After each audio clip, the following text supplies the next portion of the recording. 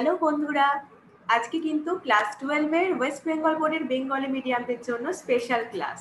সেটা হচ্ছে P block এলিমেন্টের মধ্যে যে অ্যামোনিয়া তোমাদের টপিকটা আছে, সেটা কিন্তু সেখানে কিছু কেমিক্যাল রিয়াকশনস আছে, রাসায়নিক বিক্রিয়া আছে, বা অ্যামোনিয়ার কিছু পরীক্ষাগার প্রস্তুতি আছে, শিল্প প্রস্তুতি আছে, সেগুলো কিন্তু কয়েকটা আছে, সেটা হচ্ছে ভেরি ইম্পর্টেন্ট। সেইগুলো আজকে একটু ডিসকাস করব। দেখো অ্যামোনিয়া এবার এটা কিন্তু নাইট্রোজেনের একটা হাইড্রাইড যৌগ।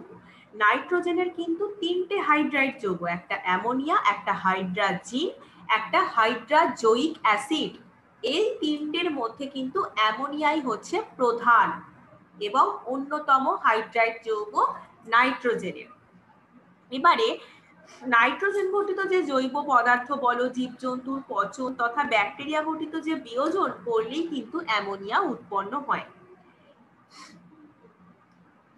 এবার দেখো NH2CO, NH2CO, NH3, এটা হচ্ছে ইউরিয়া। ইউরিয়ার সংকেত হচ্ছে এটা, তাই তো?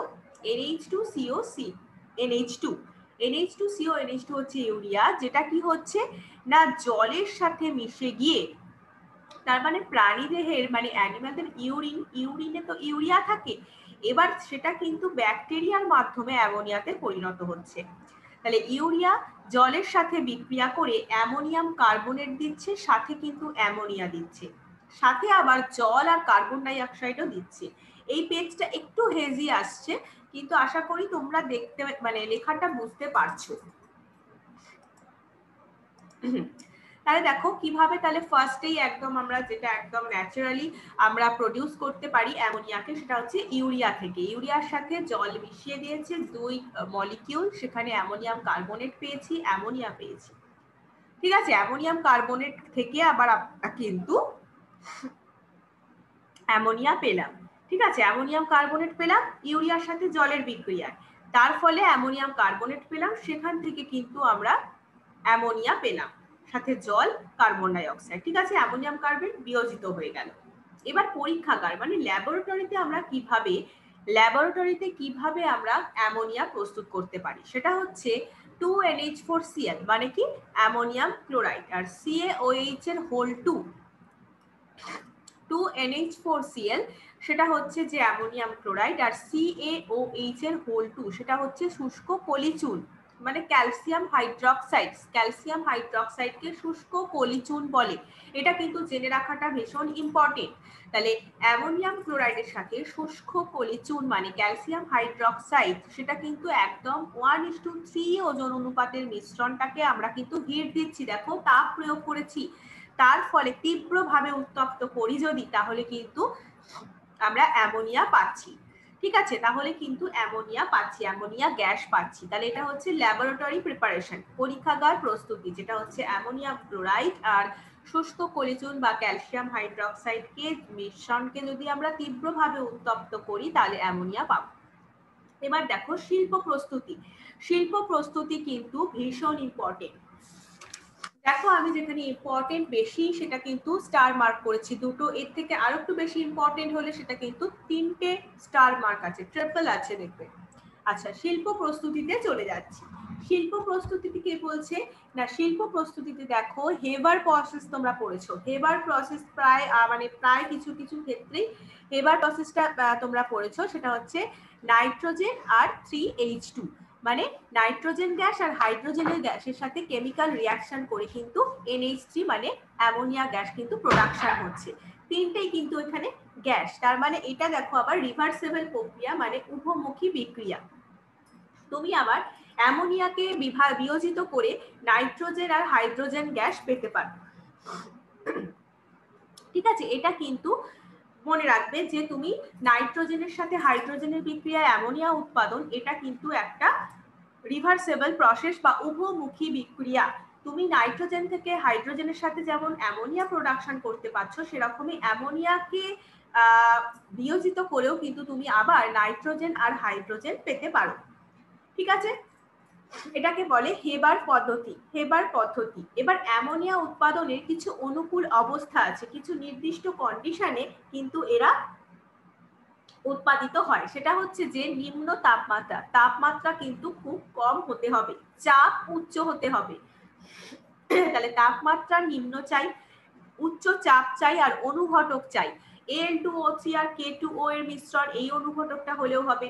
এমো চূর্ণ যেটা মলিবডেনাম, যেটা প্রমোটার মানে উদ্দীপক বিক্রিয়ার গতিকে আরো দ্রুততর করতে সাহায্য করে, হচ্ছে মলিবডেনাম। এটা হচ্ছে প্রমোটার হিসেবে কাজ করে,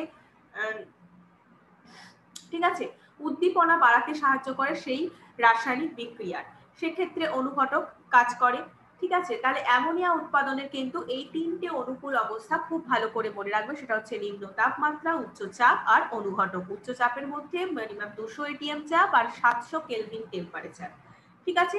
অ্যামোনিয়া উৎপাদনের এটা হচ্ছে অনুকূল অবস্থা। এবার অ্যামোনিয়ার গঠনাকৃতি সেভাবে ডিটেলসে কিছু দরকার নেই, যে স্ট্রাকচার এইসবের কিছু দরকার নেই, জাস্ট তোমরা NH3 অণু আকৃতি হচ্ছে পিরামিডের মতন, ঠিক আছে, পিরামিডীয়।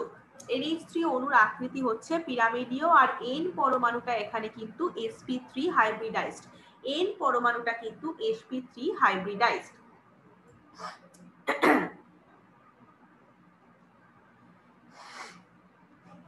ঠিক আছে, এইবার দেখো অ্যামোনিয়ার কিছু ফিজিক্যাল প্রপার্টিজ আছে, যেটা হচ্ছে অ্যামোনিয়ার ভৌত ধর্ম। অ্যামোনিয়ার ভৌত ধর্মের মধ্যে একটা হচ্ছে এরা কিন্তু বর্ণহীন, এদের কোনো কালার নেই।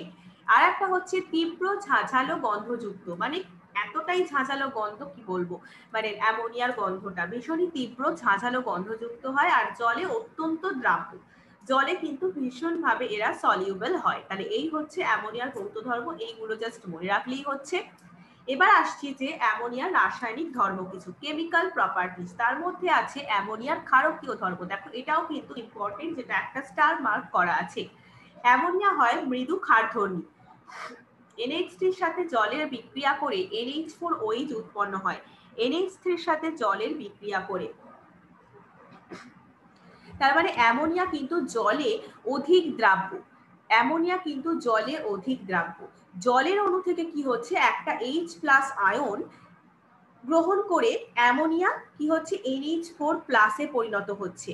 তাহলে এখানে H2O আর NH3 বিক্রিয়া করে তো NH4 উৎপন্ন হচ্ছে, সেক্ষেত্রে কি হচ্ছে দেখো NH3 অণুটা H2 অণু থেকে একটা H+ নিয়ে নিচ্ছে, নিয়ে H4+ হয়ে যাচ্ছে, OH-।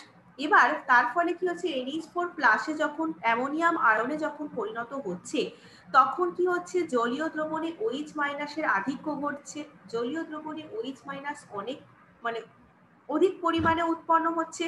এটা কিন্তু লাল লিটমাসকে নীল করে দেয়, এটা কিন্তু লাল লিটমাসকে নীল করে দেয়। এই অ্যামোনিয়ার জলীয় দ্রবণ কোনটা বলতো, সেটা হচ্ছে NH4OH। NH4OH হচ্ছে অ্যামোনিয়ার জলীয় দ্রবণ, এটা মৃদু ক্ষারীয় হয়, লাল লিটমাসকে নীল করে, অ্যাসিডকে প্রশমিত করে কিন্তু লবণ উৎপন্ন করে, অ্যাসিডকে প্রশমিত করে লবণ উৎপন্ন করে। অ্যামোনিয়ার এই জলীয় দ্রবণটাকে কিন্তু অ্যামোনিয়াম হাইড্রক্সাইড বলা হয়। অ্যামোনিয়ার জলীয় দ্রবণকে অ্যামোনিয়াম হাইড্রক্সাইড, যেটা সংকেত হচ্ছে NH4OH, দেখো লেখা আছে NH4OH হচ্ছে এটা সংকেত, অ্যামোনিয়ার জলীয় দ্রবণ এটা, ঠিক আছে। অ্যামোনিয়াম হাইড্রক্সাইড যেটা মৃদু ক্ষারীয় হয়, আমরা কারণ অ্যামোনিয়ার ক্ষারকীয় ধর্মতেই পড়েছি, এটা মৃদু ক্ষারধর্মী হয়। লাল লিটমাসকে নীল করে দেয়, কারণ এটা জলের অণু থেকে একটা H+ আয়নটাকে নিয়ে NH4+ হয়ে যাচ্ছে, এর ফলে কি হচ্ছে জলীয় দ্রবণে OH- এর আধিক্য ঘটছে, ঠিক আছে। এই দেখো অ্যাসিডকে প্রশমিত করে লবণ উৎপন্ন করে, সেটার একটা এক্সাম্পল দিয়েছে H2SO4 সালফিউরিক অ্যাসিড। এটাকে এই যে অ্যামোনিয়ার জলীয় দ্রবণ বা অ্যামোনিয়াম হাইড্রক্সাইড যেটা বলছি, সেটা কি করে প্রশমিত করে, প্রশমিত করে দেখো লবণ উৎপন্ন করছে, সেটা হচ্ছে NH4 এর হোল 2SO4, NH4 এর whole 2SO4, ammonium sulphate. Ammonium লবণ কি করেছে না, অ্যামোনিয়াম আয়নটার সাথে একটা সল্ট যুক্ত হয়ে অ্যাসিডের SO4 যুক্ত হয়ে দেখো NH4 এর হোল 2SO4, অ্যামোনিয়াম সালফেট উৎপন্ন হয়েছে, সাথে জল উৎপন্ন হয়েছে, ঠিক আছে। তাহলে এই রাসায়নিক ধর্মটা, এই অ্যামোনিয়ার এই রাসায়নিক ধর্মটা পড়লেই কিন্তু হবে, ঠিক আছে। রাসায়নিক ধর্ম বলতে এইটা পড়লেই হবে, এখানে নোটসটা আছে যেটা, সেটা পড়লেই আমার মনে হয় মোটামুটি তোমাদের হয়ে যাবে। এবার দেখো অ্যামোনিয়ার কিছু জটিল যৌগ গঠনের প্রবণতা আছে, জটিল যৌগ গঠন করতে পারে। লুইস ক্ষারক হিসেবে অ্যামোনিয়া কিন্তু Ag+ বা মানে সিলভার, মার্কারি, কপার, সিলভার, কপারের মতন সন্ধিগত ধাতুর ক্যাটায়ন এর সাথে বিক্রিয়া করে জটিল যৌগ উৎপন্ন করে। তাহলে অ্যামোনিয়া কি করে, এই যে Ag+, silver ion, copper ion, copper 2+ এর এই রকম এগুলো তো সন্ধিগত ধাতু, এদের ক্যাটায়নের সাথে কিন্তু বিক্রিয়া করছে, বিক্রিয়া করে জটিল যৌগ উৎপন্ন করছে।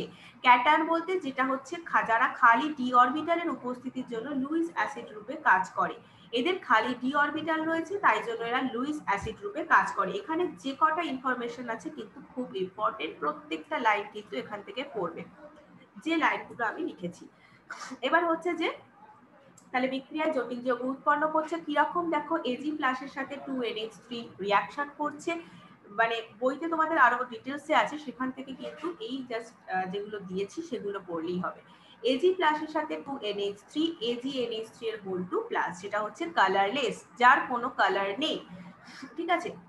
Cu2+ 2NH3 এর সাথে রিঅ্যাকশন করে জটিল যৌগ উৎপন্ন করেছে, CuNH3 এর হোল 4 2+, যেটা হচ্ছে যার বর্ণ হচ্ছে নীল, যার বর্ণ হচ্ছে নীল। এইভাবে কিন্তু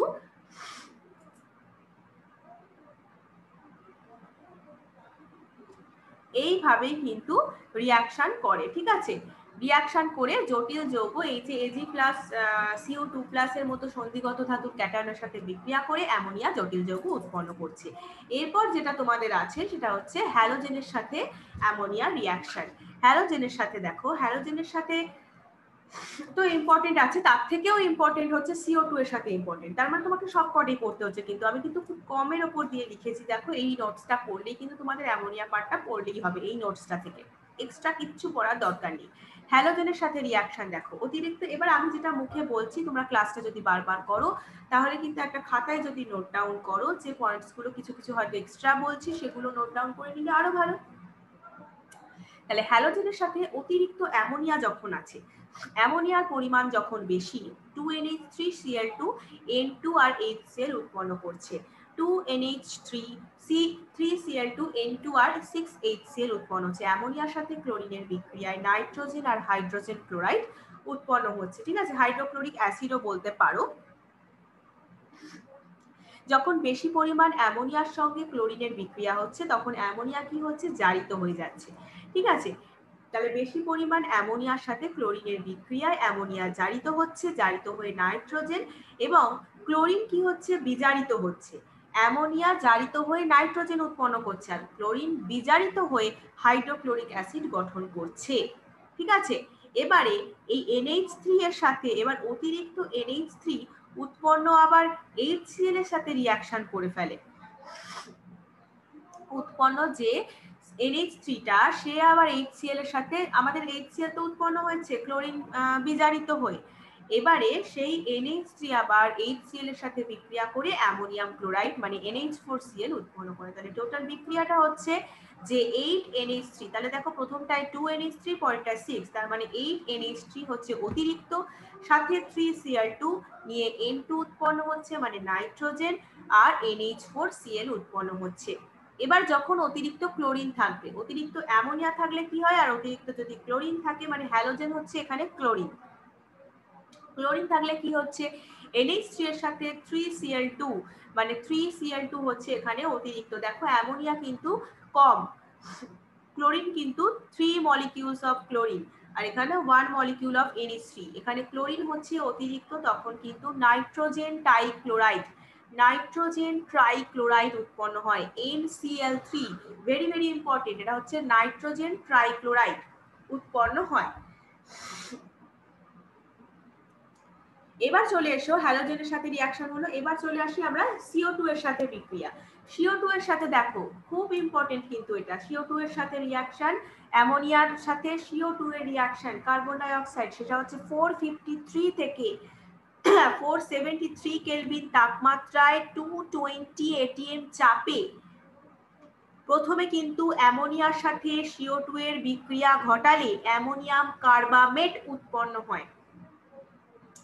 আবার বলছি NH3 মানে অ্যামোনিয়ার সাথে কার্বন ডাই অক্সাইডের রিয়াকশনটা যদি আমি 453 থেকে 473 কেলভিন টেম্পারেচারে 220 ATM চাপে করি তাহলে অ্যামোনিয়াম কার্বামেট উৎপন্ন হয়।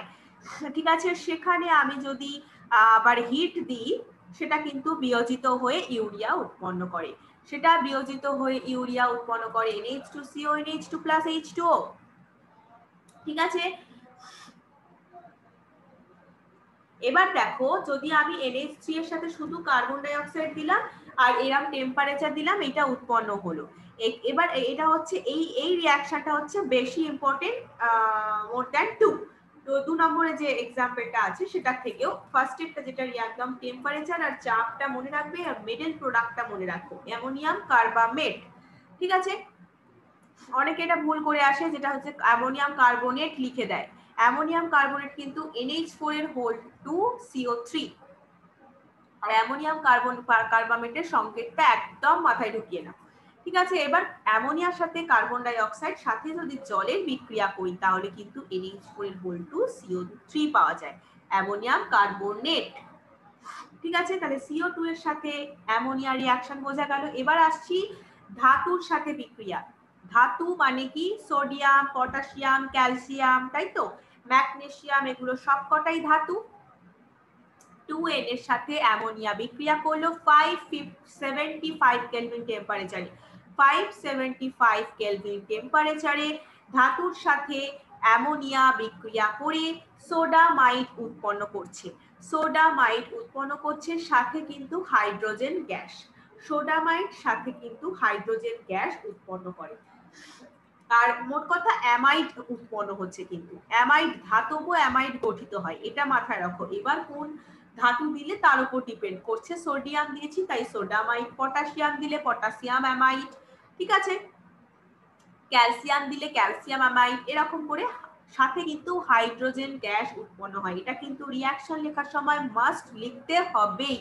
আর 575 কেলভিন টেম্পারেচারে কিন্তু হয়। আরেকটা যেটা মারাত্মক ইম্পর্টেন্ট সেটা হচ্ছে তোমাদের এইচএস এর জন্য, সেটা হচ্ছে নেসলার বিকারক।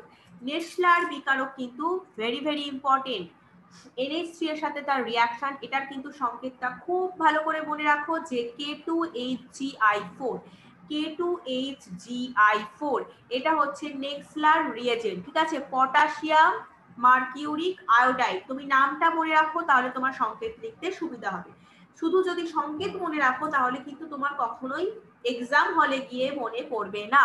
তোমাকে মনে রাখতে হচ্ছে পটাশিয়াম মার্কিউরিক আয়োডাইডের ক্ষারীয় দ্রবণ, সেটা হচ্ছে কি? পটাশিয়াম মানে কে, তাহলে K2 সেই থেকে মাথায় এসে যাচ্ছে। মার্কিউরিক মানে হচ্ছে Hg, আর আয়োডাইড হচ্ছে I4।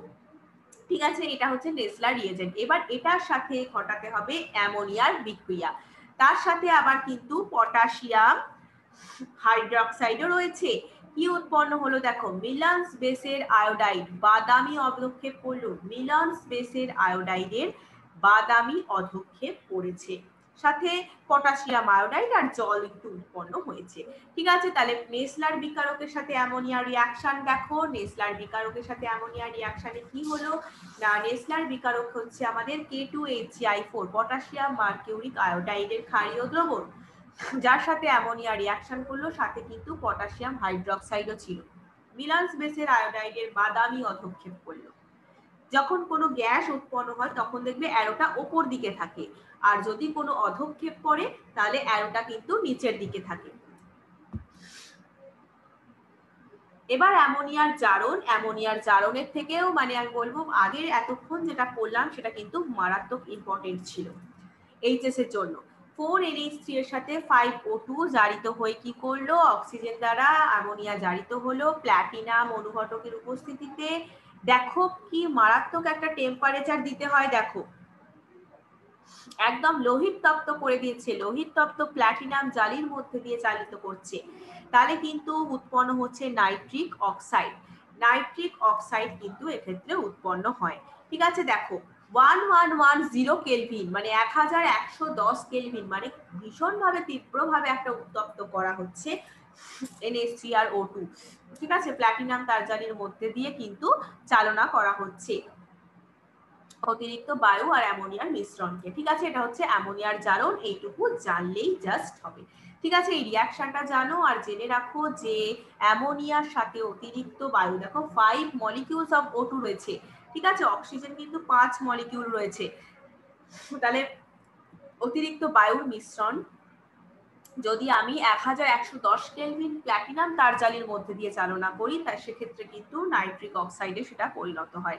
কিন্তু তোমাকে কিন্তু এই যে তুমি যদি রিয়াকশনটা বলবা, তোমার কথাটা মনে রাখো জারণ কিভাবে হচ্ছে, তাহলে তুমি রিয়াকশনটাও তোমার মাথায় চলে আসবে। রিয়াকশন তো কখনো মুখস্থ করা যায় না, প্রচুর রিয়াকশন আছে কেমিস্ট্রিতে, সব কি তুমি মুখস্থ করতে পারবে? পারবে না। তাহলে রিয়াকশন মুখস্থ করলে চলবে না, কি ঘটছে ব্যাপারটা জানতে হবে, তাই তো? কি ঘটছে, সেই জারিত হচ্ছে, বিজারিত হচ্ছে, CO2 এর সাথে বিক্রিয়া করছে, কোথায় গ্যাস উৎপন্ন হচ্ছে, প্রত্যেকটাই কিন্তু লিখে প্র্যাকটিস করার জিনিস। ঠিক আছে, তাহলে এই হলো অ্যামোনিয়ার জারণ।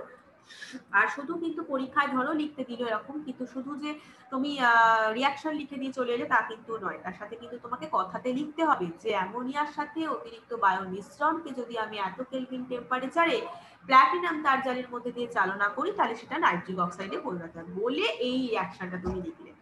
ঠিক আছে, অ্যামোনিয়া কিসে কিসে ব্যবহার করা হয়?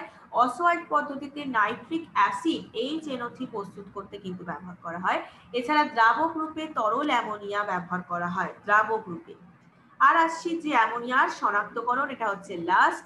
একদম সহজ উপায় কি না, তীব্র ঝাঁঝালো গন্ধ। কোনো অ্যামোনিয়া যদি আমি আইডেন্টিফাই করতে চাই অ্যামোনিয়া কিনা, একদম তীব্র ঝাঁঝালো একটা গন্ধ পাবো, তাহলেই বুঝে যাবো সেটা অ্যামোনিয়া। এছাড়া যেটা আরেকটা আইডেন্টিফিকেশনের যেটা তোমার আইডেন্টিফিকেশনের যেটা আরেকটা যেটা ইম্পর্টেন্ট আছে, সেটা হচ্ছে মার্কিউরাস নাইট্রেট, Ag2NO3 এর হোল 2। মার্কিউরাস নাইট্রেটের সাথে অ্যামোনিয়া রিয়াকশন করলে, ধরো তুমি স্যাম্পেল আছে, সেই স্যাম্পেলটা জানো না সেটা কোন গ্যাস আছে। ঠিক আছে, শনাক্তকরণ তো আইডেন্টিফিকেশন নিশ্চয়ই প্র্যাকটিক্যাল করবে, তোমরা জানবে, করেছো, জানো যে অ্যামোনিয়ার সাথে কিন্তু এই যে রিয়াকশন, তখন তো তুমি জানতে পারছো না সেটা অ্যামোনিয়া, তোমাকে আইডেন্টিফাই শনাক্তকরণ করতে হবে। তাহলে মার্কিউরাস নাইট্রেট তুমি দিতে পারো সেই স্যাম্পেলের মধ্যে, সেটাতে সেই মার্কিউরাস নাইট্রেট দিলে